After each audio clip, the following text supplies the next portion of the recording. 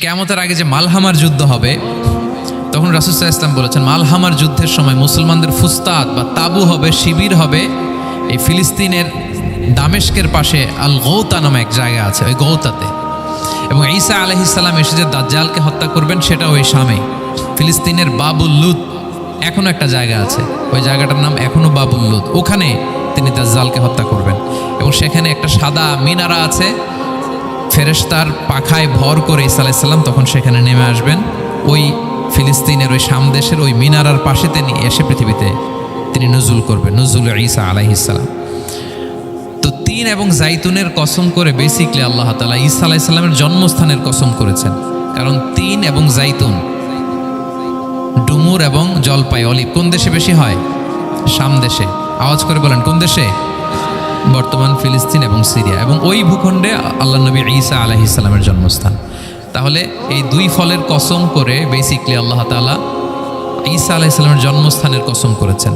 ওনার প্রতি নাজিল হওয়া যে তাওরাত ইনজিল গ্রন্থ, এই রেভেলেশনের কসম করেছেন। আচ্ছা, এরপরে ওয়াতুর সিনিন, সিনাই পর্বতের কসম। সিনাই পর্বত বা তুর পাহাড় হচ্ছে মিশরে অবস্থিত, আর মিশর হচ্ছে মুসা আলাইহিস সালামের জন্মস্থান। কার জন্মস্থান? মুসা আলাইহিস সালামের জন্মস্থান। তাহলে ওয়াতুর সিনিন, তুর পাহাড়ের কসম বুঝিয়ে আল্লাহ তাআলা মূলত মুসা আলাইহিস সালামের জন্মস্থানের কসম করেছেন, যেখানে তাওরাত নাজিল হয়েছে। এরপরে ওয়াহাদাল বালাদিল আমিন, এ নিরাপদ শহর বলে আল্লাহ তাআলা মক্কা শহরকে বুঝিয়েছেন। আর মক্কা কার জন্মস্থান বলেন তো? মুহাম্মদুর রাসূলুল্লাহ সাল্লাল্লাহু আলাইহি ওয়াসাল্লাম, সাইয়্যিদুল মুরসালিন, খাতামুন নবিয়্যিন, রাহমাতাল লিল আলামিন, হাবিবুল্লাহ মুহাম্মদুর রাসূলুল্লাহ সাল্লাল্লাহু আলাইহি ওয়াসাল্লামের জন্মস্থান। তাহলে এই চারটা আয়াতে, চারটা শপথের মধ্য দিয়ে মূলত আল্লাহ তাআলা ঈসা আলাইহিস সালামের জন্মস্থান, মুসা আলাইহিস সালামের জন্মস্থান এবং মুহাম্মদ সাল্লাল্লাহু আলাইহি ওয়াসাল্লামের জন্মস্থান, যেই তিনটা এলাকায়, ভূখণ্ডে তিনটা মেজর ওহী নাজিল হয়েছে। এক তো ঈসা আলাইহিস সালামের কাছে নাজিল হয়েছে ইনজিল কিতাব, আরেকটা হচ্ছে তাওরাত। তাওরাত এমন কিতাব যে কিতাব দিয়ে হাজার হাজার নবীরা ফয়সালা করেছেন। বনী ইসরাইলের অনেক নবীর উপর কোনো কিতাব নাজিল হয়নি, তার মানে তারা রসুল ছিলেন না, তারা নবী, তারা সব কিছু তাওরাত দিয়েই ফয়সালা করতেন। আর রাসূল সাল্লাল্লাহু আলাইহি ওয়াসাল্লামের উপর কোরআন নাজিল হয়েছে। তার মানে প্রথম চারটি শপথ দিয়ে বেসিকলি ইনজিলের শপথ, তাওরাতের শপথ এবং কোরআনের শপথ। বুঝতে পেরেছেন সবাই? শুরুতেই সূরাতুত তিনের কয়েকটা আয়াত তেলাওয়াত করেছি। এটা কালামুল্লাহ মাজিদের 95 নম্বর সূরা। এই সূরাটা মক্কাতুল মুকাররমাতে নাজিল হয়েছে। এই সূরার আয়াত সংখ্যা 8টা। এই সূরার শুরুতে আল্লাহ তাআলা 4টা কসম করেছেন, ওয়াত-তিনি ওয়াজ-জাইতুনি ওয়া-তুরি সিনিনা ওয়া হাযাল বালাদিল আমিন। ওয়াত-তিন, তিনের কসম, ওয়াজ-জাইতুন, জাইতুনের কসম, ওয়াতুরি সিনিন, সিনাই পর্বতের কসম, ওয়া হাযাল বালাদিল আমিন, আর এই নিরাপদ শহরের কসম। তো 4টা শপথ করেছেন বা আল্লাহ তাআলা কসম করেছেন। কসম দিয়ে আল্লাহ তাআলা কোরআনের অনেক সূরা শুরু করেছেন। যেমন একটা সূরায় আল্লাহ ফজরের সময়ের কসম করেছেন, আল্লাহ বলেছেন ওয়াল ফাজর। আল্লাহ আকাশের কসম করেছেন ওয়াস সামা ইযাতিল বুরুজ। আল্লাহ তাআলা সূর্যের কসম করেছেন ওয়াশ শামসি ওয়া দুহাহা। এভাবে আল্লাহ তাআলা তার সৃষ্টির অনেক কিছুর কসম করে গুরুত্বপূর্ণ কোনো মেসেজ বা বার্তা আমাদের সামনে হাজির করেন। তো এই সূরাতে আল্লাহ তাআলা 4টা জিনিসের কসম করে একটা খুবই গুরুত্বপূর্ণ বার্তা মানব মণ্ডলীর জন্য এই সূরাতে তিনি হাজির করেছেন। এই সূরাটা আমাদের অনেকেরই মুখস্থ আলহামদুলিল্লাহ, এবং আল্লাহ রাসূল সাল্লাল্লাহু আলাইহি ওয়াসাল্লাম প্রায় বিভিন্ন নামাজে এই সূরাটা তেলাওয়াত করতেন। বারা ইবনে আযিব রাদিয়াল্লাহু তাআলা আনহু উনি বর্ণনা করেন যে আমি একবার এশার সালাতে আল্লাহ রাসূল সাল্লাল্লাহু আলাইহি ওয়াসাল্লামের কণ্ঠে নামাজে সূরা 3 তিনি তেলাওয়াত করেছেন, আমি নিজ কানে শুনেছি। এবং ওনার কণ্ঠ যে এত মধুর ছিল, আমার জীবনে এত সুমধুর কণ্ঠের তেলাওয়াত আমি শুনি নাই। আল্লাহর হাবিব সাল্লাল্লাহু আলাইহি ওয়াসাল্লামের কোরআন তেলাওয়াতের যে কণ্ঠ এত সুমিষ্ট ছিল, এত চমৎকার ছিল, শুধু তেলাওয়াত শুনেই অনেকে শাহাদা পড়ে মুসলমান হয়েছে। আবু জাহেল মক্কায় নিষেধ করতো যে কেউ যাবা না মুহাম্মদের কাছে, সে পাগল, সে গণক, সে মিথ্যাবাদী, সে জাদুকর, সে স্বামী স্ত্রীর মধ্যে বিচ্ছিন্নতা নিয়ে আসে, সে বাবা ছেলেকে আলাদা করে দেয়, তার কাছেই যাবা না। আর সে যা বলে শুনবাই না, কানে আঙ্গুল দিয়ে রাখবা। তো মানুষকে যেটা নিষেধ করা হয় বেশি, মানুষের ওইটার ব্যাপারে আগ্রহ থাকে বেশি। সে যত নিষেধ করতো মানুষ আরো বেশি বেশি যেয়ে শুনতো। মানুষকে সে কি বারণ করবে? সে দিনের বেলা নিষেধ করতো, রাতে যে লুকিয়ে লুকিয়ে নিজেই তেলাওয়াত শুনতো। তাহলে চিন্তা করেন যে আল্লাহর হাবিব সাল্লাল্লাহু আলাইহি ওয়াসাল্লামের কোরআনিক রেসিটেশন কত চমৎকার মেলোডিয়াস ভয়েস হলে স্বয়ং আবু জাহাল রাত্রিবেলা লুকিয়ে লুকিয়ে কোরআন তেলাওয়াত শুনতে যেত আল্লাহর হাবিব সাল্লাল্লাহু আলাইহি ওয়াসাল্লামের কণ্ঠে। তো রাসূল সাল্লাল্লাহু আলাইহি ওয়াসাল্লাম সূরাতুত 3টা এশার সালাতে তিনি তেলাওয়াত করেছেন, এই মর্মে হাদিসে পাওয়া যায়। এবং এই সূরাটা একটা ফলের নামে সূরা। 3 একটা ফল, আরব বিশ্বে খুব বেশি হয় 3 ফল। আমরা বাংলাদেশে ডুমুর বলি, ইংরেজিতে ফিগ বলে, ফিগ ট্রি। তো ফলের নামে বেসিক্যালি আল্লাহ তাআলা এই সূরাটাকে, এই চ্যাপ্টারটাকে ডেডিকেট করেছেন। আমরা সূরাকে ইংরেজিতে চ্যাপ্টার বলি। কোরআনে 114টা চ্যাপ্টার, এর মধ্যে এই সূরাটা হচ্ছে ফলের নামে ডেডিকেটেড। বিভিন্ন নামে খুব ইনক্লুসিভ হইতে আল্লাহ তাআলা কোরআনে সূরাগুলো দিয়েছেন। কোরআনে আপনি প্রাণীর নামে সূরা পাবেন, প্রাণী। মানুষের নামে সূরা পাবেন। মানুষের মধ্যে 3 ভাগ, মুমিন, তারপর কাফির, এরপর মুনাফিক। প্রত্যেকের নামে সূরা। সূরাতুল মুমিনুন আছে, সূরাতুল কাফিরুন আছে, আবার সূরাতুল মুনাফিকুন আছে। আমাদের দৃশ্য জগতের সবচেয়ে বড় প্রাণীটা হচ্ছে হাতি, তাই না? এই হাতির নামে একটা সূরা আছে। বলেন তো এই সূরার নাম কি? সূরা ফিল। তারপর আমরা যে দেখি আমাদের দৃশ্য জগতের সবচেয়ে ছোট প্রাণী হচ্ছে পিঁপড়া। পিঁপড়ার নামে একটা সূরা আছে, সূরা আন-নামল। আন-নামল মানে পিঁপড়ার সূরা। মাকড়সার নামে সূরা আছে, সূরাতুল আনকাবুত। তারপর গোষ্ঠীর নামে সূরা আছে, সূরাতুল আলে ইমরান। বংশের নামে সূরা আছে, সূরাতুল কুরাইশ, কুরাইশ বংশের নামে সূরা। এইভাবে খুব ইনক্লুসিভ হয়েছে, এমন কিছু নাই যে আল্লাহ তাআলা উল্লেখ করেন নাই। মা ফাররাতনা ফিল কিতাবি মিন শাই, উল্লেখ করে নাই কোরআনে এমন কিছু নাই, সব কিছু আল্লাহ তাআলা উল্লেখ করেছেন। তো এই সূরাটা হচ্ছে একটা ফলের নামে। ফলটার নাম হচ্ছে 3 ফল। আল্লাহ তাআলা বলছেন ওয়াত-তিন, তিনের শপথ। আমি একবার সরল বঙ্গানুবাদ করি, এরপর আমি তাফসিরে ঢুকি। 3-এর শপথ। ওয়াজ-জাইতুন, জাইতুনের শপথ। ওয়াতুরি সিনিন, সিনাই পর্বতের শপথ। ওয়াহাদাল বালাদিল আমিন, এই নিরাপদ শহরের শপথ। লাকাদ খালাকনাল ইনসানা ফি আহসানি তাকওয়িম, নিশ্চয় আমি মানুষকে খুব চমৎকার সুন্দর অবয়বে সৃষ্টি করেছি। সুম্মা রাদাদনাহু আসফালা সাফিলিন, এরপরে তাকে আবার নিচু থেকে নিচুর দিকে নামিয়ে দিয়েছি। ইল্লাল্লাযীনা আমানু ওয়া আমিলুস সলিহাত, তবে তারা ছাড়া যারা ঈমান এনেছে এবং সৎকর্ম করেছে। ফালাহুম আজরুন গায়রু মামনুন, তাদের জন্য আছে অফুরন্ত পুরস্কার। ফামা ইউকাযযিবুকা বা'দু বিদ্দিন, এগুলো জানার পরও কিসে তোমাকে দিন অস্বীকারের ব্যাপারে উদ্বুদ্ধ করলো? আলাইসাল্লাহু বিআহকামিল হাকিমিন, আল্লাহ তাআলা কি শ্রেষ্ঠ বিচারক নন? সাদাকাল্লাহুল আযীম। এই হচ্ছে এই সূরাটির সরল অনুবাদ। এবার আমরা তাফসিরে ঢুকি। প্রথমে আল্লাহ তাআলা বলেছেন ওয়াত-তিন, তিনের শপথ। 3 মানে তো আমরা জানলাম, 3 মানে ডুমুর। আল্লাহর হাবিব সাল্লাল্লাহু আলাইহি ওয়াসাল্লাম তিনি 3 ফল পছন্দ করতেন, এবং এটা ডায়াবেটিক্সের জন্য ভালো, ডায়াবেটিক্স নিয়ন্ত্রণ করে। আমাদের বোনদের যাদের ইররেগুলার মেনস্ট্রুয়েশনাল পিরিয়ড হয়, এটার জন্য এটা খুব ভালো, এবং খুব স্ট্রেংথ, স্টেমিনা আনে শরীরে। এটা জান্নাতের একটা গাছ। আদম আলাইহিস সালাম এবং হাওয়া আলাইহিস সালামকে যখন আল্লাহ বলেছিল ওয়ালা তাকরাবা হাযিহিশ শাজারাতা ফাতাকুনা মিনায যালিমিন, আদম এবং হাওয়া জান্নাতের সব জায়গায় যেতে মন চায় যাও, যা খেতে মন চায় খাও, এই নিষিদ্ধ গাছের কাছে যেও না, তাহলে তোমরা জালিম হয়ে যাবে। শয়তান এসে উল্টা বুঝালো, সে বলল তোমাদের খেতে নিষেধ করছে কেন জানো? আল্লাহ চায় না যে তোমরা জান্নাতে থাকো, আল্লাহ চায় এখান থেকে তোমাদের বের করে দিবে, কিন্তু তোমরা যদি এই গাছের ফল খাও আল্লাহ বের করতে পারবে না। দেখছেন শয়তানের অবস্থা? শয়তান কিন্তু নেগেটিভিটি নিয়ে সামনে আসে না, আসে খুব আপনার ওয়েল উইশার হিসেবে, উপদেশ নিয়ে, খুব ভালো একটা পজিটিভ ওয়েতে আসে। তো ওনারা খেয়ে ফেললেন এই নিষিদ্ধ গাছের ফল। খাওয়ার ফলে আদম আলাইহিস সালাম, হাওয়া আলাইহিস সালাম, ওনাদের গা থেকে জান্নাতের পোশাকগুলো ঝরে পড়ে গেল। এখন কি দিয়ে ওনারা ওনাদের প্রাইভেটকে ঢাকবেন? তখন ওনারা তাফসির ফি জিলালিল কোরআনে এসেছে যে ওনারা এই 3 গাছের পাতা নিয়ে নিজেদের প্রাইভেট ঢেকেছিলেন। সুবহানাল্লাহ। সেই 3 ফলের কসম আল্লাহ করলেন, ওয়াত-তিন, 3-এর শপথ। এরপর আল্লাহ তাআলা বললেন ওয়াজ-জাইতুন, জাইতুনের শপথ। জাইতুন মানে হচ্ছে জলপাই। তো আল্লাহ তাআলা বললেন ওয়াজ-জাইতুন, জাইতুনের শপথ। জাইতুন মানে হচ্ছে জলপাই, ইংরেজিতে আমরা যেটাকে অলিভস বলি। তো আল্লাহ 3-এর কসম করলেন এবং অলিভের কসম করলেন। দুইটাই খুব উপকারী ফল, এবং আল্লাহর হাবিব সাল্লাল্লাহু আলাইহি ওয়াসাল্লাম তিনি জলপাইও খুব পছন্দ করতেন। ওনার রেগুলার ফুড আইটেমের মধ্যে জলপাই ছিল, অলিভস ছিল।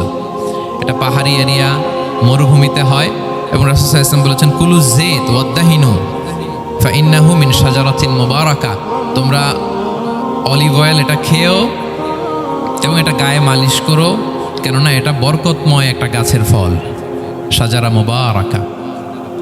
এটা শরীরের ব্যাড কোলেস্টেরলকে কমিয়ে দেয়। দাড়িতে অ্যাপ্লাই করলে, চুলে অ্যাপ্লাই করলে সহজে পাকে না দাড়ি চুল, এবং স্কিনে অ্যাপ্লাই করলেও স্কিনের জন্য ভালো, স্কিনের জন্য বেশ ভালো। এটা যাদের সুযোগ হয় আপনারা দাড়িতে চুলে অ্যাপ্লাই করবেন, খাবেন। এটা খাওয়াও যায়। তাম্বুতু বিদ্দুহনি ওয়াসিবগিল লিল আখিলিন, কোরআনে এসেছে। এটা অয়েল হিসেবে ইউজ করে, আবার খাবার হিসেবেও ইউজ করা যায়। সালাদ ড্রেসিংয়ের ক্ষেত্রে কিন্তু অলিভ অয়েল আমরা ইউজ করি। ইদানিং পিজাতে খুব ইউজ করা হয় অলিভ, জলপাইটা। তো এটা আপনারা খেতে পারেন, এটা খুবই সুস্বাদু। এবং জলপাই গাছের মানে জাইতুন গাছের ডালের মেসোয়াক খুব ভালো হয়। আল্লাহর হাবিব সাল্লাল্লাহু আলাইহি ওয়াসাল্লাম জাইতুনের ডাল দিয়ে মেসোয়াক করতেন। তিনি বলতেন নি'মা সিওয়াকিয়া জাইতুন, সবচেয়ে শ্রেষ্ঠ মেসোয়াক হচ্ছে জাইতুনের, মিনাশ শাজারাতিল মুবারাকা, কারণ এটা বরকতময় গাছের ডালা। এবং ফাইন্নাহু সিওয়াকি ওয়া সিওয়াকুল আম্বিয়া মিন ক্বাবলি, এই জাইতুনের ডাল দিয়ে আমিও যেমনি মেসোয়াক করি, আমার আগে যত নবী পৃথিবীতে এসেছে সবাই জাইতুনের ডাল দিয়ে মেসোয়াক করতো। আল্লাহ বলেন ওয়াতিনি ওয়াজ জাইতুন, তিনের শপথ আর জাইতুনের শপথ। এরপর আল্লাহ তাআলা বললেন ওয়াতুরি সিনিন, সিনাই পর্বতের শপথ। প্রথমে দুইটা ফলের শপথ করলেন, এবার একটা পাহাড়ের শপথ করতেছেন। আপনারা কি তুর পাহাড়ের নাম শুনেছেন? হ্যাঁ শুনেছেন। এই সিনাই পর্বত দ্বারা তুর পাহাড় উদ্দেশ্য। এটা মিশরের একটা পাহাড়, অনেক উঁচু, 2285 মিটার উঁচু। ওইটার নিচে আছে মুকাদ্দাসে তুয়া, যেখানে মুসা আলাইহিস সালামকে আল্লাহ তাআলা জুতা খুলতে বলেছিলেন, ফাখলানা আলাইকা ইন্নাকা বিল ওয়াদিল মুকাদ্দাসি তুয়া, হে মুসা তুমি পবিত্র উপত্যকায় এসেছো, জুতা খুলো। তো ওখানে সব ধর্মের লোকেরা যায়, সব ধর্মের লোকদের জন্য তীর্থস্থান, মুসলিম, জুইশ, খ্রিস্টিয়ান সবাই যায়। এটা সিনাই একটা এলাকা আছে মিশরের, north south Sinai, north Sinai, এটা সাউথ সিনাইতে অবস্থিত। তো নিচে একটা খ্রিস্টানদের প্রাচীন গির্জা আছে, সেন্ট ক্যাথেরিনা গির্জা। সেখান থেকে চলতে চলতে আপনাকে উপরে যেতে হবে, ফজরের পরে আবার চলে আসতে হবে, তা না হলে দুপুরবেলায় 10টা-11টার দিকে এমন সূর্যের প্রখর তাপ ওই পাথরের মধ্যে লাগে, ওখানে আর থাকা যায় না। একেবারে তুর পাহাড়ের উপরে সেখানে খ্রিস্টানদের জন্য ছোট্ট একটা সিনাগোগ আছে, তারা প্রার্থনা করে। খ্রিস্টানদের একটা চার্চ আছে, মুসলিমদের জন্য ছোট্ট একটা মুসল্লা আছে সুরাওয়ের মতো। আল্লাহ ওই সিনাই উপত্যকার কসম করেছেন, ওয়াতুরি সিনিন, সিনাই উপত্যকার কসম। এখানেই আল্লাহ তাআলা মুসা আলাইহিস সালামকে তাওরাত দিয়েছিলেন, মেজর একটা আসমানি কিতাব দিয়েছিলেন। এবং সরাসরি মুসা আলাইহিস সালাম এই পাহাড়ের চূড়ায় বসে আল্লাহ তাআলার সাথে কথা বলতেন। ওয়া কাল্লামাল্লাহু মুসা তাকলিমা, উনি সরাসরি কথা বলতেন, এটা ওনার একটা স্পেশাল বৈশিষ্ট্য ছিল, ক্যারেক্টারিস্টিক্স। এবং আল্লাহ তাআলা নূরের তাজাল্লি দিয়ে এই পাহাড়কে একবার জ্বালিয়ে দিয়েছিলেন। আজও এই পাহাড়ের রংটা অনেকটা একটু লালচে, একটু কালোচে, একটু রেডিশ কালারের। এবং মুসা আলাইহিস সালাম এই নূরের তাজাল্লির ঝলকে তিনি বেহুশ হয়ে গিয়েছিলেন এই পাহাড়ের উপরে। ইয়াজুজ মাহুজ যখন কিয়ামতের আগে আগমন করবে, তখন মুসলমানদের সেন্টার হবে। ঈসা আলাইহিস সালাম মুসলমানদেরকে নিয়ে ওইখানে অবস্থান করবেন, এই তুর পাহাড়ের ওখানে। এবং আল্লাহর হাবিব সাল্লাল্লাহু আলাইহি ওয়াসাল্লামের মেরাজের রাতে ইসরার সময় একটা স্টেশন ছিল এই তুর পাহাড়। জিবরাইল আলাইহিস সালাম এই তুর পাহাড়ে আল্লাহর হাবিব সাল্লাল্লাহু আলাইহি ওয়াসাল্লামকে নামিয়ে বলেছিলেন যে এটা জাবাল মুসা, আপনার ভাই মুসার পাহাড়, আপনি এখানে 2 রাকাত নামাজ পড়েন, দোয়া করেন। আল্লাহর হাবিব সাল্লাল্লাহু আলাইহি ওয়াসাল্লাম এই তুর পাহাড়ে 2 রাকাত সালাত আদায় করেছিলেন এবং দোয়া করেছিলেন। আল্লাহ এই তুর পাহাড়ের কসম কাটলেন, ওয়াতুরি সিনিন, সিনাই পর্বতের কসম, যেখানে তাওরাত কিতাব নাজিল হয়েছিল। এরপর আল্লাহ তাআলা বললেন ওয়াহাদাল বালাদিল আমিন, আর এই নিরাপদ শহরের শপথ। এই শহর দ্বারা মক্কা শহর উদ্দেশ্য, কারণ রাসূল সাল্লাল্লাহু আলাইহি ওয়াসাল্লাম তখন মক্কায় ছিলেন, মক্কা নগরী। এই শহরের পূর্ব নাম ছিল বাক্কা। মক্কা নগরীকে বলা হয় উম্মুল কুরা, সব শহরের মা, সব শহরের সেন্টার, পৃথিবীর নাভিস্থল। এবং আল্লাহ তাআলা বলেছেন মান দাখালাহু কানা আমিনা, এখানে যে প্রবেশ করবে সে নিরাপদ। হেরেমের মধ্যে কিন্তু কাউকে আক্রমণ করা যায় না, কোনো খুনিও যদি ঢুকে যায় অ্যাটাক করা যাবে না। তো জাহেলি যুগে এমনটা ঘটতো, কারোর সাথে কারো শত্রুতা হলে, ধরেন যে একজন তার বাবাকে হত্যা করেছে, তো সে তাকে পেয়েছে, ওই লোক বাঁচার জন্য দৌড়াতে দৌড়াতে হেরেমের ভিতরে ঢুকে যেত, কারণ সে জানে যে হেরেমে ঢুকলে সে আমাকে মারবে না। তো পরে সে যখন হেরেম থেকে বেরোতো, আবার তার সাথে যুদ্ধ শুরু হতো। এবং এই শহরের এত মর্যাদার কারণ হচ্ছে সাইয়েদনা ইব্রাহিম আলাইহিস সালাম তিনি আল্লাহর কাছে দোয়া করেছিলেন যে রব্বি জাআল হাযা বালাদান আমিনা, হে আল্লাহ আপনি এই শহরকে নিরাপদ করেন, ওয়ারযুক আহলাহু মিনাস সামারাত, আর এই শহরের অধিবাসীদেরকে আপনি ফলমূল দিয়ে রিজিকের ব্যবস্থা করেন। এখনো দেখবেন যে সারা পৃথিবীতে যেই ফল নাই মক্কাতে ওই ফল আছে, সারা পৃথিবী থেকে ফল ওখানে যায়। এবং মক্কার নেইবরিং সিটি তায়েফ, সেখানে অনেক ফল উৎপাদিত হয়, এখানে আসে। নিরাপদ শহর বালাদান আমিনা। এবং আল্লাহর হাবিব সাল্লাল্লাহু আলাইহি ওয়াসাল্লাম বলেছেন যে এই মক্কা শহর আমার সবচাইতে প্রিয় শহর। বাধ্য হয়ে তিনি যখন হিজরত করলেন মদিনায়, সেদিন বারবার তিনি মক্কার দিকে পেছনে ফিরে ফিরে তাকান, আর কেঁদে কেঁদে তিনি বলতেছিলেন যে মাক্কাতু আহাব্বুল বিলাদ ইলাইয়া, মক্কা আমার কাছে সবচেয়ে প্রিয় নগরী। লাউলা উখরিজতু লামা খারাজতু, আমাকে যদি জোর করে বের করে দেয়া না হতো আমি কোনোদিন মক্কা ছেড়ে অন্য কোথাও যেতাম না। আল্লাহর হাবিব সাল্লাল্লাহু আলাইহি ওয়াসাল্লামের সবচেয়ে প্রিয় শহর ছিল মক্কা, এবং এটা আল্লাহর হাবিব সাল্লাল্লাহু আলাইহি ওয়াসাল্লামের জন্মস্থান, মাকান মাউলিদির রাসূল। রাসূল সাল্লাল্লাহু আলাইহি ওয়াসাল্লামের বিলাদাত হয়েছে এই শহরে। এবং এই শহরকে আল্লাহ বলেছেন মাসাবাতান লিন্নাসি ওয়া আমনা, মানুষের মিলনস্থল, কেন্দ্রস্থল। সারা পৃথিবী থেকে মানুষ ওখানে যায়। আপনি যে রমাদানে যদি মক্কায় যান, আল্লাহু আকবার, লক্ষ লক্ষ উমরা পালনকারী সেখানে, ইউরোপ থেকে, আফ্রিকা থেকে, অস্ট্রেলিয়া থেকে, এশিয়া থেকে, সারা পৃথিবীর মানুষের মিলনস্থল। ওখানে গেলে আপনি দেখবেন মাসাবাতান লিন্নাসি ওয়া আমনা, নিরাপদ জায়গা এবং মানুষের মিলনস্থল। এটা এখানে এমন মসজিদ আল্লাহ রেখেছেন কাবা ঘরের চারদিকে, এটাকে বলা হয় মসজিদুল হারাম, যে মসজিদে 1 রাকাত সালাত পড়লে 1 লক্ষ রাকাতের সওয়াব হয়। আল্লাহর ঘরকে কেন্দ্র করে তাওয়াফের নির্দেশ দেওয়া হয়েছে, ওয়ালিয়াত তাওয়াফু বিল বাইতিল আতিক। পৃথিবীর কোনো ঘরকে তাওয়াফ করা যায় না, কোনো ঘরকে, এই একটা মাত্র ঘর যেটাকে এর চারদিকে এরকম তাওয়াফ করা যায়। তাহলে এই পবিত্র ঘর, পবিত্র মসজিদ যেই শহরে অবস্থিত, সেই শহরের কসম আল্লাহ করেছেন। আল্লাহ বললেন ওয়াহাদাল বালাদিল আমিন, এই নিরাপদ শহরের কসম, মানে মক্কা শহরের কসম। আমরা আপাত দৃষ্টিতে আমাদের কাছে মনে হচ্ছে 2টা ফলের কসম, একটা পাহাড়ের কসম, একটা নগরীর কসম। আসলে বেসিকলি আল্লাহ তাআলা এই 4টা শপথ দিয়ে 3 নবীর জন্মস্থান, 3 নবীর নবুয়তের কসম করেছেন। কিভাবে সেটা আমি মিলিয়ে দেই। এই যে প্রথমে যে আল্লাহ বলেছেন ওয়াত্তিনি ওয়া জাইতুন, 3 এবং জাইতুনের কসম। পৃথিবীতে সবচেয়ে বেশি 3 এবং জাইতুন কোথায় উৎপন্ন হয় জানেন? ফিলিস্তিনে। কোথায়? শাম দেশে, যেটা হাদিসের পরিভাষায় বলা হয় শাম, বর্তমান ফিলিস্তিন এবং সিরিয়া মিলে। 3 জাইতুন দিয়ে বেসিকলি আল্লাহ তাআলা ফিলিস্তিনের শপথ করেছেন, শাম দেশের শপথ, যেখানকার বেথলহামে ঈসা আলাইহিস সালাম, জেসাস ক্রাইস্ট, তিনি জন্মগ্রহণ করেছেন, ঈসা আলাইহিস সালামের জন্মস্থান। তাহলে 3 জাইতুনের শপথের মাধ্যমে মূলত আল্লাহ তাআলা ঈসা আলাইহিস সালামের জন্মস্থানের শপথ করেছেন, কারণ সেখান থেকে ওহী বিচ্ছুরিত হয়েছে, ওনার কাছে ইনজিল নাজিল হয়েছিল। এবং এই শামের মর্যাদার ব্যাপারে অনেক কথা আল্লাহর হাবিব সাল্লাল্লাহু আলাইহি ওয়াসাল্লাম তিনি বলেছেন। আল্লাহ রাসূল সাল্লাল্লাহু আলাইহি ওয়াসাল্লাম যখন মেরাজে যান, তখন মক্কা থেকে এই শাম দেশে ফিলিস্তিনের বাইতুল মাকদাস রাসূল সাল্লাল্লাহু আলাইহি ওয়াসাল্লামকে নিয়ে যাওয়া হয়েছিল। এবং রাসূল সাল্লাল্লাহু আলাইহি ওয়াসাল্লাম প্রায় বলতেন তুবা আলি শাম, শামের জন্য বরকত, কেননা ফেরেশতারা তাদের রহমতের পাখা শাম দেশের উপর বিছিয়ে রেখেছে। এবং তিনি বলতেন ফিতনার সময় আলাইকুম বিশাম, তোমরা শামে যেও, শামে থেকো। এবং তিনি দোয়া করেছেন আল্লাহুম্মা বারিক লানা ফি শামিনা, আল্লাহ তুমি আমার শামে, শাম অঞ্চলে আল্লাহ তুমি বরকত দিও। এবং হাদিসে এসেছে এই শামই হচ্ছে আরদুল মাহশার, এখানেই হাসর হবে। শাম অঞ্চলকে বিস্তীর্ণ করে এখানেই ময়দানুল মাহশার আল্লাহ তাআলা কায়েম করবেন, হাসরের ময়দান এখানেই হবে। এবং সেখানেই হচ্ছে সানিউল কিবলাতাইন, আমাদের আগের কেবলা কিন্তু বাইতুল মাকদাসের দিকে ছিল, যেটা শামে অবস্থিত, ফিলিস্তিনে বাইতুল মুকাদ্দাস, যেই মসজিদে নামাজ পড়লে 1 রাকাতে 500 রাকাতের সওয়াব। 3টা মসজিদে সালাত পড়লে স্পেশাল ভার্চুর কথা আছে, এর বাইরে আর অন্য মসজিদের বিশেষ কোনো ফজিলত নাই, বাকি সব মসজিদ সমান। এক হচ্ছে মসজিদুল হারাম, 1 রাকাতে 1 লক্ষ রাকাত। 2 নম্বর মসজিদে নববী, 1 রাকাতে 1000 রাকাতের সওয়াব।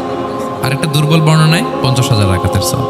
3 নম্বরে এই মসজিদুল আকসা, 1 রাকাতে 500 রাকাতের সওয়াব। এই 3 মসজিদে যেন আমরা যে সালাত আদায় করতে পারি, আল্লাহ তুমি তৌফিক দান করো। 2 মসজিদে তো একেবারেই সহজ যাওয়া, মক্কা মদিনাতে। বাইতুল মাকদাসের জন্য আমরা যেতে পারি, আল্লাহ তুমি সেই পরিস্থিতি আমাদের জন্য তৈরি করে দাও। তো এই বাইতুল মাকদাসের দিকে রাসূল সাল্লাল্লাহু আলাইহি ওয়াসাল্লাম টানা 14 বছর নামাজ পড়েছেন। 14 বছর। প্রথম 13 বছর কোনো সমস্যা হয়নি মক্কায়, কারণ তখন কেবলা বাইতুল মুকাদ্দাস থাকলেও রাসূল সাল্লাল্লাহু আলাইহি ওয়াসাল্লাম সামনে রাখতেন কাবাকে। কেবলা বাইতুল মুকাদ্দাস, কিন্তু তিনি তো মক্কায় ছিলেন নবুয়তের প্রথম 13 বছর, সামনে কাবাকে রাখতেন, তারপরে টু দ্য ডাইরেকশন অফ বাইতুল মুকাদ্দাস। কিন্তু যখন মদিনায় গেলেন তখন তো আর কাবা নাই, তখন রাসূল সাল্লাল্লাহু আলাইহি ওয়াসাল্লাম কাবাকে মিস করতে আরম্ভ করলেন। আর প্রায় আল্লাহর কাছে কামনা করতেন আমার বংশের গোড়া ইব্রাহিম আলাইহিস সালামের রুট, যেখানে আমার জন্মস্থান, সেই কাবার দিকে যদি আবার কেবলাটা ফিরিয়ে দেয়া হতো। কদ নারা তাকাল্লুবা ওয়াজহিকা ফিস সামা ফালানুওয়াল্লিয়ান্নাকা কিবলাতান তারদাহা। আল্লাহ আয়াত নাযিল করলেন, নবী আপনি আকাশের দিকে তাকিয়ে কি ভাবেন আমি বুঝি, আপনি চান কেবলা যেন আমি মক্কার দিকে ঘুরিয়ে দেই। আল্লাহ তাআলা ঘুরিয়ে দিলেন। আল্লাহ বলেন ফাওয়াল্লি ওয়াজহাকা শাতরাল মসজিদিল হারাম, এখন থেকে মসজিদুল হারামের দিকে আপনি টু দ্য ডাইরেকশন অফ কেবলা নামাজ পড়বেন। কেবলা চেঞ্জ হয়ে গেল। তো মদিনায় যে 16-17 মাস আর মক্কায় 13 বছর, মোট 14 বছর আল্লাহর হাবিব সাল্লাল্লাহু আলাইহি ওয়াসাল্লাম এই মসজিদুল আকসার দিকেই হয়েই তিনি নামাজ পড়েছেন। এটা আমাদের আগের কেবলা ছিল। এবং শেষে কিয়ামতের আগে যে মালহামার যুদ্ধ হবে, তখন রাসূল সাল্লাল্লাহু আলাইহি ওয়াসাল্লাম বলেছেন মালহামার যুদ্ধের সময় মুসলমানদের ফুস্তাদ বা তাবু হবে, শিবির হবে এই ফিলিস্তিনের দামেস্কের পাশে আল গৌতা নামে এক জায়গা আছে, ওই গৌতাতে। এবং ঈসা আলাইহিস সালাম এসে যে দাজ্জালকে হত্যা করবেন, সেটা ওই শামে, ফিলিস্তিনের বাবুল লুদ এখনো একটা জায়গা আছে, ওই জায়গাটার নাম এখনো বাবুল লুদ। ওখানে তিনি দাজ্জালকে হত্যা করবেন। এবং সেখানে একটা সাদা মিনারা আছে, ফেরেশতার পাখায় ভর করে ঈসা আলাইহিস সালাম তখন সেখানে নেমে আসবেন। ওই ফিলিস্তিনের ওই শাম দেশের ওই মিনারার পাশে তিনি এসে পৃথিবীতে তিনি নুজুল করবেন, নুজুল ঈসা আলাইহিস সালাম। তো তিন এবং জাইতুনের কসম করে বেসিকলি আল্লাহ তাআলা ঈসা আলাইহিস সালামের জন্মস্থানের কসম করেছেন। কারণ তিন এবং জাইতুন, ডুমুর এবং জলপাই, অলিভ কোন দেশে বেশি হয়? শাম দেশে। আওয়াজ করে বলেন কোন দেশে? বর্তমান ফিলিস্তিন এবং সিরিয়া, এবং ওই ভূখণ্ডে আল্লাহ নবী ঈসা আলাইহিস সালামের জন্মস্থান। তাহলে এই দুই ফলের কসম করে বেসিকলি আল্লাহ তাআলা ঈসা আলাইহিস সালামের জন্মস্থানের কসম করেছেন। ওনার প্রতি নাজিল হওয়া যে তাওরাত ইনজিল গ্রন্থ, এই রেভেলেশনের কসম করেছেন। আচ্ছা, এরপরে ওয়াতুরি সিনিন, সিনাই পর্বতের কসম। সিনাই পর্বত বা তুর পাহাড় হচ্ছে মিশরে অবস্থিত, আর মিশর হচ্ছে মুসা আলাইহিস সালামের জন্মস্থান। কার জন্মস্থান? মুসা আলাইহিস সালামের জন্মস্থান। তাহলে ওয়াতুরি সিনিন, তুর পাহাড়ের কসম বুঝিয়ে আল্লাহ তাআলা মূলত মুসা আলাইহিস সালামের জন্মস্থানের কসম করেছেন, যেখানে তাওরাত নাজিল হয়েছে। এরপরে ওয়াহাদাল বালাদিল আমিন, এ নিরাপদ শহর বলে আল্লাহ তাআলা মক্কা শহরকে বুঝিয়েছেন। আর মক্কা কার জন্মস্থান বলেন তো? মুহাম্মদুর রাসূলুল্লাহ সাল্লাল্লাহু আলাইহি ওয়াসাল্লাম, সাইয়্যিদুল মুরসালিন, খাতামুন নবিয়্যিন, রাহমাতাল লিল আলামিন, হাবিবুল্লাহ মুহাম্মদুর রাসূলুল্লাহ সাল্লাল্লাহু আলাইহি ওয়াসাল্লামের জন্মস্থান। তাহলে এই চারটা আয়াতে চারটা শপথের মধ্য দিয়ে মূলত আল্লাহ তাআলা ঈসা আলাইহিস সালামের জন্মস্থান, মুসা আলাইহিস সালামের জন্মস্থান এবং মুহাম্মদ সাল্লাল্লাহু আলাইহি ওয়াসাল্লামের জন্মস্থান, যেই তিনটা এলাকায় ভূখণ্ডে তিনটা মেজর ওহী নাজিল হয়েছে। এক তো ঈসা আলাইহিস সালামের কাছে নাজিল হয়েছে ইনজিল কিতাব, আরেকটা হচ্ছে তাওরাত। তাওরাত এমন কিতাব যে কিতাব দিয়ে হাজার হাজার নবীরা ফয়সালা করেছেন। বনি ইসরাইলের অনেক নবীর উপর কোনো কিতাব নাজিল হয়নি, তার মানে তারা রসুল ছিলেন না, তারা নবী। তারা সব কিছু তাওরাত দিয়েই ফয়সালা করতেন। আর রাসূল সাল্লাল্লাহু আলাইহি ওয়াসাল্লামের উপর কোরআন নাজিল হয়েছে। তার মানে প্রথম চারটি শপথ দিয়ে বেসিকলি ইনজিলের শপথ, তাওরাতের শপথ এবং কোরআনের শপথ। বুঝতে পেরেছেন সবাই? আল্লাহ ওহির শপথ করেছেন। দেখেন, ফল, পাহাড়, নগরী মাড়িয়ে সারা পৃথিবী ঘুরিয়ে আপনাদেরকে শেষ পর্যন্ত ইনজিল, তাওরাত এবং কোরআনে নিয়ে আসছেন আমার সাথে আসছেন। হ্যাঁ, এই রেভেলেশনের শপথ আল্লাহ করেছেন। তাহলে ওয়াত্তিনি ওয়াজাইতুনি ওয়াতুরি সিনিনা ওয়াহাদাল বালাদিল আমিন, এই চার আয়াতে চারটা শপথের মধ্য দিয়ে মূলত আল্লাহ তাআলা আসমান থেকে নাজিল হওয়া যে ওহী, এই ওহীর শপথ অথবা ওহী যেই ভূখণ্ডে নাজিল হয়েছে সেই ভূখণ্ডগুলোর শপথ করে আল্লাহ একটা গুরুত্বপূর্ণ কথা বলবেন। সেটা কি? আল্লাহ তাআলা বললেন, লাকাদ খালাকনাল ইনসানা ফি আহসানি তাকওয়িম, আর আমি মানুষকে অত্যন্ত চমৎকার অবয়বে সৃষ্টি করেছি, চমৎকার গঠনে, চমৎকার স্ট্রাকচারের ডিজাইনে সৃষ্টি করেছি। মানুষের দৈহিক অবকাঠামো গঠন এটা যেমনি চমৎকার, মানুষের ইন্টেলেকচুয়াল কাঠামো এটা চমৎকার, মানুষের আচরণগত যে বিহেভিয়ারাল ট্রেটস, ক্যারেক্টারিস্টিক্স এটাও চমৎকার। প্রত্যেক দিক থেকে আল্লাহ তাআলা নান্দনিকভাবে মানুষকে তিনি তৈরি করেছে। আমরা যদি দেহের কথা বলি, হিউম্যান অ্যানাটমি নিয়ে যাদের ধারণা আছে, আপনি শুনলে অবাক হবেন এত জটিলভাবে আমাদের দেহটা ফাংশন করে। ঠিক যেই মুহূর্তে আমি কথা বলতেছি আমার ব্রেইন সচল, আমার নার্ভ সিস্টেম সচল, হেয়ারিং সিস্টেম, স্মেলিং সিস্টেম, আমার এই যে হার্ট সচল, সিস্টোলিক ডায়াস্টোলিক অলিন্দ নিলয় হচ্ছে, আমার লাং কাজ করতেছে, কিডনি ইজ ওয়ার্কিং পারফেক্টলি, সব কিছু কাজ করতেছে। এত সূক্ষ্মভাবে আমাদের দেহটা কাজ করে, এটাকে ইংরেজিতে বলে মরফোলজি, আকৃতি সংক্রান্ত যে বিদ্যা। এটা নিয়ে যদি আপনি দেখেন যে মানুষের হাত কিভাবে কাজ করে, মানুষের পা কিভাবে কাজ করে, মানুষের হিউম্যান ব্রেইন কিভাবে কাজ করে, আপনি অবাক হবেন। এবং আল্লাহর যে সেট আপ, লাকাদ খালাকনাল ইনসানা ফি আহসানি তাকওয়িম, নিশ্চয় আমি মানব জাতিকে চমৎকার অবয়বে তৈরি করেছি। আপনি যদি অবয়বটা দেখেন, আমাদের স্ট্রাকচার এর চেয়ে সুন্দর করে আর তৈরি করা যেত না, এর চেয়ে সুন্দর আর হতে পারে না। যেখানে যা দেয়ার, মাথার চুল থেকে পায়ের নখ পর্যন্ত, আপনি একটা ডিজাইনে, স্ট্রাকচারে, সেট আপে আপনি ভুল ধরতে পারবেন না। যেখানে যেটা দরকার আপনি একটু খেয়াল করে দেখেন যে এই যে আমাদের চোখ, চিকিৎসা বিজ্ঞান বলতেছে যে মানুষ 10 মিলিয়নেরও বেশি রং শনাক্ত করতে পারে। Human eyes can identify more than 10 million colours. 10 মিলিয়নেরও বেশি রং আমরা আমাদের চোখ দিয়ে শনাক্ত করতে পারি। সুবহানাল্লাহ, সুবহানাল্লাহ বিহামদি। আচ্ছা, চোখের সেট আপটা একটু যদি খেয়াল করেন, দেখেন আমার এই চোখ এখানে না থাকে, এটা যদি জাস্ট 2 ইঞ্চি উপরে এখানে হইতো, এইটা যদি কপালে যদি আমাদের চোখ হইতো, কি অবস্থা হইতো বলেন তো? সিজদা দিতে পারতেন আল্লাহকে? বলেন, দিতে পারতেন? আচ্ছা, আমরা কিছু খাওয়ার সময় আমরা কি করি? ওইটা ভালো আছে কিনা, পচে গেল কিনা স্মেলটা আগে দেখি, তারপরে খাই। দেখেন কত চমৎকার সেট আপ। একটু খেয়াল করেন, এই নাকের সেট আপ যদি এইখানে না থাকে, আমাদের নাক যদি পেছনে থাকতো, খাওয়ার সময় খাবারটা বাসি কিনা, ভালো আছে কিনা কি করতেন? লাকাদ খালাকনাল ইনসানা ফি আহসানি তাকওয়িম। আচ্ছা দেখেন, এই যে আমরা কান দিয়ে শুনি, এই যে কান পেঁচানো, মনে করেন না যে এমনি এমনি পেঁচানো, এই পেঁচানো, এটাই পথ না থাকলে আমরা শুনতেই পেতাম না। এটা এমনভাবে সেট আপ করা, এটাই ইথারে ভাষা তরঙ্গকে এয়ার ড্রামের ভিতরে সুন্দরভাবে ইনপুট করে, নাহলে আমরা শুনতে পেতাম না।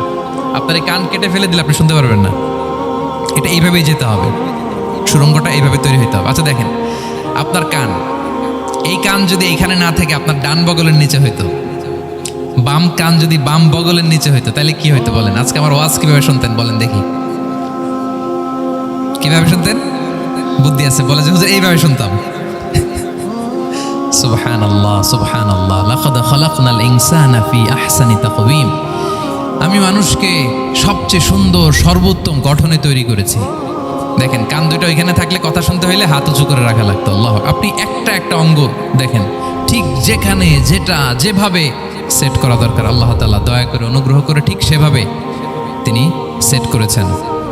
আমাদের চেহারার মধ্যে দেখেন এক একজনের এক এক রং। ওয়াখতিলাফু আলসিনাতিকুম ওয়া আলওয়ানিকুম ইন্না ফি যালিকা লাআয়াতুন লিল আলিমিন। আল্লাহ বলেন, তোমাদের ভাষার ভিন্নতা দিয়েছি, তোমাদের গায়ের রঙের ভিন্নতা, একজনের চেহারার সাথে আরেকজনের মিল নাই, একজনের ফিঙ্গারপ্রিন্টের সাথে। আয়াহসাবুল ইনসানু আল্লান নাজমাআ ইযামা বালা কাদিরিনা আলা আন নুসাউইয়া বানানা। মানুষ ভেবেছে সে মারা গেলে তাকে আমি তার অস্থি, মজ্জা, হাড়, গোশত, চামড়া জোড়া লাগাতে পারবো না। আরে তার আঙ্গুলির অগ্রভাগ পর্যন্ত আমি সুবিন্যস্ত করে আমার কাছে রেখে দিয়েছি। ফিঙ্গারপ্রিন্ট, আমাদের ফিঙ্গারপ্রিন্টগুলো আল্লাহর কাছে সংরক্ষিত। একজনের ফিঙ্গারপ্রিন্টের সাথে আরেকজনেরটা মেলে না। এই যে আমার 10 আঙ্গুলে 10টা ফিঙ্গারপ্রিন্ট, পায়েরগুলো হচ্ছে ফুটপ্রিন্ট, একটার সাথে আরেকটা মিলে। আমার এটার সাথে এটা মিলবে বলেন? আমার সাথে আপনারটা মিলবে? বর্তমানে পৃথিবীতে কত কোটি মানুষের বসবাস বলেন? এই যত মানুষ পৃথিবীতে আছে, একজনের আঙ্গুলের ছাপের সাথে, এই যে বায়োমেট্রিক্যাল অথেন্টিকেশন যে আমরা করি, একজনের ফিঙ্গারপ্রিন্টের সাথে আরেকজনের ফিঙ্গারপ্রিন্টের মিল নাই।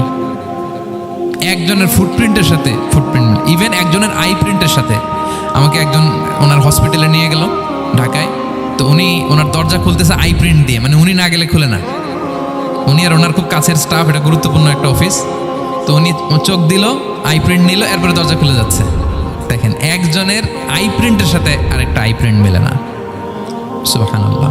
প্রিয় ভাইরা, একজনের ফিঙ্গারপ্রিন্টের সাথে আরেকজনের ফিঙ্গারপ্রিন্টের কোনো মিল আছে পৃথিবীতে? ফুটপ্রিন্টের সাথে, আই প্রিন্টের সাথে? কারণ ডিজাইনারটা কে বলেন তো? হুয়াল্লাযী ইউসাউবিরুকুম ফিল আরহামি কাইফা ইয়াশা। মায়ের পেটে থাকতেই আল্লাহ তাআলা এগুলো ডিজাইন করে দিয়েছেন। আমি কেমন হব, আমার বৈশিষ্ট্য কেমন হবে, এই যে আমি যে আমার বাবা দাদা 14 পুরুষের ডিএনএ বয়ে বেড়াই, এগুলো সব নিয়ে আমার বৈশিষ্ট্য, আমার কণ্ঠস্বর, আমার ক্যারেক্টারিস্টিক্স, আমার ফিচার কেমন হবে, সব তিনি আল্লাহ তাআলা মায়ের পেটে থাকতেই ডিজাইন করে দিয়েছেন। সুবহানাল্লাহ। আল্লাহ বলছেন, লাকাদ খালাকনাল ইনসানা ফি আহসানি তাকওয়িম। প্রিয় ভাইরা, কসম করার পরে আল্লাহ যে কথাটা বলেন, এটা অনেক গুরুত্বপূর্ণ, খুবই গুরুত্বপূর্ণ বার্তা। আল্লাহ চারটা কসম করে, তিনটা নবীর জন্মস্থানের শপথ করে তিনি বললেন, লাকাদ খালাকনাল ইনসানা ফি আহসানি তাকওয়িম। নিশ্চয় আমি অত্যন্ত চমৎকার আকৃতিতে মানুষকে তৈরি করেছি। মানুষের গঠন এরকম, মাথা থেকে পা পর্যন্ত। আমি তো দু একটার কথা বললাম, চোখ, নাক, কান, আপনি একটা একটা করে যদি ধরেন, আমাদের হেয়ারিং সিস্টেম কীভাবে কাজ করে, হেয়ারিং নার্ভ কীভাবে কাজ করে, আমাদের সেন্সেশন কীভাবে কাজ করে, আমাদের ব্রেন কীভাবে কাজ করে। আমাদের এক একজনের ব্রেন 1.5 কেজি ওজন, 3 পাউন্ডের মতো একটা সুস্থ মানুষের অ্যাভারেজ ব্রেনের ওজন। এই ব্রেনের মেমোরি হচ্ছে 2.5 মিলিয়ন গিগাবাইট। আপনার মোবাইলে স্পেস কত বলেন, মেমোরি কত? হ্যাঁ, 512 জিবি। আর আমার আর আপনার ব্রেইনের যে মেমোরি, এই মেমোরি হচ্ছে 2.5 মিলিয়ন গিগাবাইটস। আল্লাহ, এই যে প্রতি মুহূর্তে আমাদের নিউরন কানেক্টিভিটি হচ্ছে, ব্রেনের স্নায়ুগুলোর যত কানেক্টিভিটি হয়, যত আমরা চিন্তা করে ব্রেনকে খাটাই, নতুন নতুন জিনিস আমরা তৈরি করতে পারি। এবং এমনভাবে আল্লাহ তাআলা এমন সফিস্টিকেটেড ব্রেইন আল্লাহ মানুষকে দিয়েছে, মানুষ পারে না এমন কিছু নাই। মানুষ যা কল্পনা করতে পারে, মানুষ তা করে দেখাতে পারে। এজন্য আমাদের কল্পনার জানালাটাকে বড় করতে হবে। আই রিপিট, মানুষ যা কল্পনা করতে পারে, ইমাজিন করতে পারে, সেটা মানুষ করে দেখাতে পারে। ওই ক্যাপাসিটি দিয়ে আল্লাহ তাআলা মানুষকে তৈরি করেছেন। সুবহানাল্লাহ, সুবহানাল্লাহ। লাকাদ খালাকনাল ইনসানা ফি আহসানি তাকওয়িম। এই ব্রেনকে খাটিয়ে মানুষের কত ইনভেনশন, কত ডিসকভারি, মানুষ সভ্যতার পর সভ্যতা বিনির্মাণ করেছে। চোখ ধাঁধানো মানুষের আবিষ্কার তাক লাগিয়ে দিয়েছে গোটা বিশ্বে একটার পর একটা করে। আল্লাহ এমনভাবে মানুষকে তিনি তৈরি করেছেন। লাকাদ খালাকনাল ইনসানা ফি আহসানি তাকওয়িম। চমৎকার অবয়বে, তার দৈহিক অবয়ব যেমনি সুন্দর, তার বুদ্ধিগত, তার চিন্তাগত, তার ইন্টেলেক্ট এটাও তেমন সুন্দর, এটাও তেমন চমৎকার। পৃথিবীর কোনো প্রাণীকে আল্লাহ তাআলা এরকম হিউম্যান ব্রেনের মতো এরকম সফিস্টিকেটেড ব্রেন দিয়ে, ইন্টেলেক্ট দিয়ে তৈরি করেনি। এজন্য সব প্রাণী থেকে মানুষ আলাদা। সব প্রাণী থেকে মানুষের চিন্তা, বিবেক, বুদ্ধি এগুলো আলাদা। তাহলে দেখেন, মানুষের শ্রেষ্ঠত্ব মূলত এগুলোর দ্বারা। মানুষ যদি তার চিন্তা, বিবেক, বুদ্ধি খাটায়, সে শ্রেষ্ঠ হয়ে যায়। আমি একটা কথা প্রায় বলি যে মানুষ যদি ভালো হয় সে ফেরেশতার চেয়েও ভালো, আর মানুষ যদি খারাপ হয় সে পশুর চেয়েও নিকৃষ্ট। আল্লাহ বলেন উলাইকা কাল আনআমি বাল হুম আদাল লাহুম কুলুবুল লা ইয়াফকাহুনা বিহা ওয়া লাহুম আ'য়ুনুল লা ইউবসিরুনা বিহা ওয়া লাহুম আযানুল লা ইয়াসমাউনা বিহা উলাইকা কাল আনআমি বাল হুম আদাল। তাদের হৃদয় আছে, ওটা দিয়ে অনুধাবন করে না সত্যকে। চোখ আছে, ওটা দিয়ে সে সত্যটা দেখে না। কান আছে, হকের কথা শোনে না। উলাইকা কাল আনআম, আল্লাহ বলেন তারা প্রাণীর মতো, চতুষ্পদ জন্তুর ন্যায়। শুধু অতটুকুই না, বাল হুম আদাল, তারা তার চেয়েও নিকৃষ্ট, তার চেয়েও নিকৃষ্ট। তাহলে মানুষ ভালো হলে সে ফেরেশতাকে ছাড়িয়ে যায়, আর মানুষ নিকৃষ্ট হলে সে পশুত্বকে হার মানায়। কথা বুঝতে পেরেছেন? মানে আমরা ভালো হলে সবচেয়ে ভালো, খারাপ হলে সবচেয়ে খারাপ। একটা পশু আর একটা পশুকে হত্যা করে কেটে 20 টুকরা করছে, এরকম কোনো নিউজে আসছে কোনো দিন? কিন্তু আশরাফুল মাখলুকাত মানুষ, তার মতো রক্তে মাংসে গড়া আরেকটা মানুষকে নির্মমভাবে হত্যা করে কেটে 20 টুকরা করে বস্তাবন্দি করে ডোবার মধ্যে ফেলে রাখছে, এরকম নিউজ আছে না বলেন? আছে। মানুষ তার মতো একটা মানুষকে নির্মমভাবে হত্যা করে। এরকমও তো আছে যে কেরোসিন দিয়ে তার মতো আরেকটা মানুষকে সে জ্বালিয়ে দিয়েছে, আছে না নাই বলেন? গ্রামের পর গ্রাম জ্বালিয়ে দেয়, জনপদের পর জনপদ ধ্বংস করে দেয়, বোমা মেরে শহর উড়িয়ে দেয়। লিটল বয় মেরেছিল আমেরিকান সোলজাররা জাপানের হিরোশিমা শহরের উপর। আমি হিরোশিমা তো গত বছর ভিজিট করে আসলাম, আমি নিজে দেখে এসেছি যে এখানে বোমটা মেরেছে। মুহূর্তের মধ্যে পুরো শহর ভ্যানিশ, এমন রেডিয়েশন। তো যেই আমেরিকান পাইলট বোমা মারতেছে সেও মানুষ, সেও কি? আর যাদেরকে ধ্বংসের জন্য এই লিটল বয় মারলো হিরোশিমাতে আর ফ্যাটম্যান মারলো নাগাসাকিতে, এরাও কি?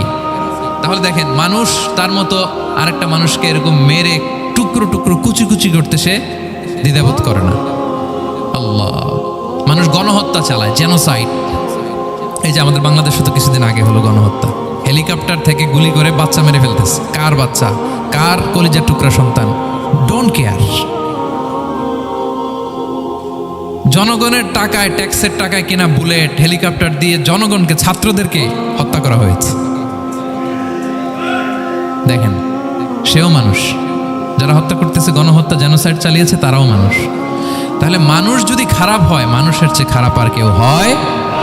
আর মানুষ ভালো হলে মানুষের চেয়ে ভালো কেউ হতে পারে? মানুষ এমন জায়গায় যেতে পারে যেখানে ফেরেশতারাও যেতে পারে না। জিবরাইল ইসলামের যাওয়ার সীমানা যেখানে শেষ, মুহাম্মদ সাল্লাল্লাহু আলাইহি ওয়াসাল্লামের ঊর্ধ্ব জগতের কাহিনী সেখান থেকে শুরু। আল্লাহু আকবার। তাহলে মানুষ ভালো হলে ফেরেশতাকে ছাড়ায়, মানুষ খারাপ হলে পশুত্বকে হার মানায়। So the decision is yours. রাস্তা দুইটা, আপনি কোন দিকে যাবেন? আপনি কি ডান দিকে জান্নাতের পথে যাবেন নাকি বাঁ দিকে জাহান্নামের পথে যাবেন? সিদ্ধান্ত আপনার। আল্লাহ তাআলা বললেন লাকাদ খালাকনাল ইনসানা ফি আহসানি তাকওয়িম। আমি মানুষকে চমৎকার আকৃতিতে তৈরি করেছি। হাতের মেকানিজম কি, পায়ের মেকানিজম কি, আমার চেয়ে আপনারা ভালো জানেন। এগুলো ঘন্টার পর ঘন্টা আপনি বলতে পারবেন যে কেমনভাবে আল্লাহ তাআলা তৈরি করেছেন। আল্লাহ বলেন মানুষকে আমি অত্যন্ত চমৎকার আকৃতি দিয়ে তৈরি করেছি। তার সৃষ্টিগত কাঠামো, তার বুদ্ধিবৃত্তিক কাঠামো, তার চিন্তাগত কাঠামো, তার আচরণগত কাঠামো, তার নৈতিকতায় তাকে এমন উচ্চ মর্যাদার আসন আমি দিয়েছি, এটা যদি সে অ্যাচিভ করে, বিলং করে, তাহলে তার চেয়ে শ্রেষ্ঠ কেউ আর হতে পারে। কিন্তু আল্লাহর দেয়া এই ক্যাপাসিটিগুলো, এই নেয়ামাগুলো যদি সে অ্যাকসেপ্ট না করে, সে যদি পশুত্বের পথে হাঁটে, সে যদি শয়তানের দেখানো পথে হাঁটে, তাহলে সে এত নিচে যাবে, অন্য কেউ আর এত নিচে যেতে পারে না। মানুষ যত নিচে যেতে পারে, ফেরেশতারাও অত নিচে যেতে পারবে না, জিন জাতিও পারবে না, কোনো প্রাণীর পক্ষে যাওয়া সম্ভব না। তাহলে মানুষকে আল্লাহ তাআলা এমন সফিস্টিকেটেড ওয়েতে তৈরি করেছেন, চাইলে সে সবার উপরে যেতে পারে। আবার চাইলে আল্লাহর দেয়া নেয়ামতগুলোকে যদি সে ভিন্ন খাতে প্রবাহিত করে, সে সবচেয়ে নিকৃষ্ট হতে পারে। সেটাই আল্লাহ বললেন সুম্মা রাদাদনাহু আসফালা সাফিলিন, এরপরে তাকে আমি হীন থেকে হীনতর করেছি, নিচ থেকে আরো নিচে নিয়েছি। সে যখন ঈমান আনে না, সে যখন সৎকর্ম করে না, সে যখন আল্লাহর শেখানো আল্লাহর দেখানো রাস্তায় সে চলে না, সে যখন তার নফসের কথা শুনে, সে যখন তার প্রবৃত্তির গোলাম সাজে, সে সবচেয়ে নিকৃষ্ট হয়। আসফালা সাফিলিন মানে একেবারে নিচে, এর নিচে আর নাই। আল্লাহ বলেছেন ইন্নাল মুনাফিকিনা ফিদ দারকিল আসফালি মিনান নার, সেখানে আল্লাহ আসফাল বলেছেন। মুনাফিকরা জাহান্নামের একেবারে তলদেশে থাকবে। তাই মানুষ যদি ঈমান আর সৎকর্মের বলে বলিয়ান না হয়, সে এত খারাপ হয়, কেউ এত নিচে যেতে পারে না। বলেন মানুষ যত নিচে যেতে পারে, জিন তত নিচে যেতে পারবে?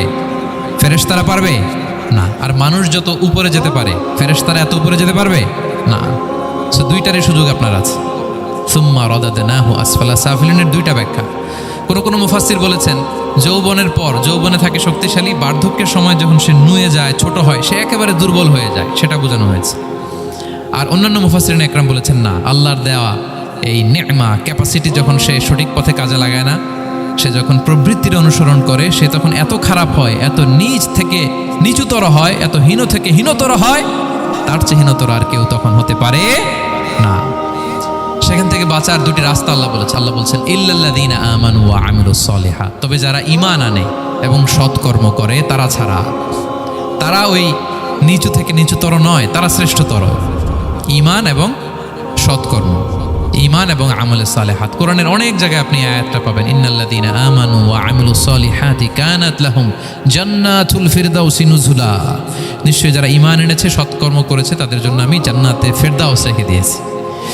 আল্লাহ বলেন তারা নিকৃষ্ট হবে না যারা ঈমান এনেছে সৎকর্ম করেছে। যারা কি এনেছে? ঈমান, আর কি করেছে? সৎকর্ম করেছে। ইল্লাল্লাযীনা আমানু, যারা ঈমান এনেছে সৎকর্ম করেছে, ফালাহুম আজরুন গায়রু মামনুন, তাদের জন্য রয়েছে অফুরন্ত পুরস্কার, মানে জান্নাত। তাদের জন্য কি? ওই জান্নাতে যেতে আমরা চাই কি চাই না বলেন? রাস্তা কয়টা? এটা চলে গেছে ডান দিকে, এটার গন্তব্য হচ্ছে ডেস্টিনেশন জান্নাতুল ফেরদাউস। আর এটা শয়তানের পথ, এটা আপনার প্রবৃত্তির দেখানো পথ, এটা চলে গিয়েছে জাহান্নামে। So now the decision is years. আপনার ডিসিশন, কোন দিকে যাবেন, ডানে না বায়ে? জান্নাতে না জাহান্নামে? জান্নাতে যেতে চাই আমরা। ফালাহুম আজরুন গায়রু মামনুন, তাদের জন্য আছে অফুরন্ত নেয়ামত, অফুরন্ত পুরস্কার। আমরা যেন সেই পুরস্কার লাভে ধন্য হতে পারি, আমরা সবাই বলি আমিন। আল্লাহ বলেন এইভাবে চারটা কসম করার পরে, এত গুরুত্বপূর্ণ বার্তা হাজির করার পরে, তোমার ঘুমন্ত বিবেককে জাগিয়ে তোমাকে বার্তা দেওয়ার পরেও কিভাবে তুমি অস্বীকার করতে পারো আখিরাতকে? ফামা ইউকাযযিবুকা বা'দু বিদ্দিন, এরপরেও কোন বিবেকে, কোন আকলে, কোন সাহসে তুমি কর্মফল দিবসকে অস্বীকার করো? কোন সাহসে? এখানে দিন দ্বারা উদ্দেশ্য কর্মফল। ভালো করলে যে ভালো পাবে, খারাপ করলে যে খারাপ পাবে, দিনের অনেক অর্থ, এটা তাফসিরে গেলে সময় কুলাবে না। ফামা ইউকাযযিবুকা বা'দু বিদ্দিন, এরপরেও কর্মফলকে অস্বীকার করার সাহস তুমি কোত্থেকে পাও? কিসে তোমাকে উদ্বুদ্ধ করে কর্মফল দিবসকে অস্বীকার করতে? আলাইসাল্লাহু বিআহকামিল হাকিমিন, আল্লাহ তাআলা কি শ্রেষ্ঠ বিচারক নন? সূরা আবু দাউদে আল্লাহর হাবিব সাল্লাল্লাহু আলাইহি ওয়াসাল্লাম বলেন, কেউ যদি সূরাতুত তিন তেলাওয়াত করে, করতে করতে যদি শেষ আয়াতে চলে আসে, আর সে যখন পড়ে আলাইসাল্লাহু বিআহকামিল হাকিমিন, আল্লাহ তাআলা কি শ্রেষ্ঠতম বিচারকদের মধ্যে সর্বশ্রেষ্ঠ বিচারক জাজ নন?